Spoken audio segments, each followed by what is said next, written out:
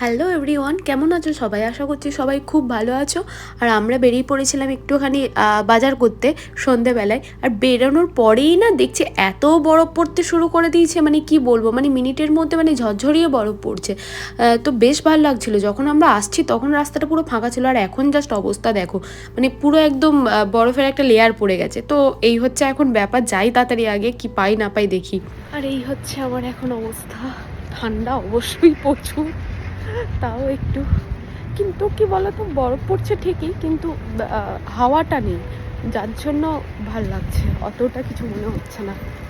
এখন যাই মলে, দেখি কি পাওয়া যায় না পাওয়া যায়, কেন কি অনেকটা রাত হয়ে গেছে। রাত মানে এখানে 8:30 9টায় সব বন্ধ হয়ে যায়। তো আমরা এসছি অলমোস্ট 8টা। তো হচ্ছে ব্যাপার, কি স্লিপি হয়ে গেছে গাইস রাস্তাগুলো। উফ। তো হয়ে গেছে আমাদের সব বাজার টাজার করা, এবার যাচ্ছি। ভাই কি লেভেলের স্লিপ কাটছি তোমাদের বলে বোঝাতে পারবো না।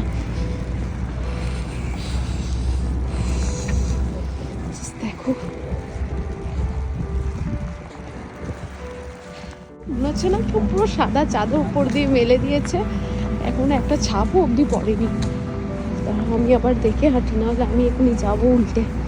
এখনই রাকেশ দা বলতে বলতে হেভি জোর একটা স্লিপ করেছিল।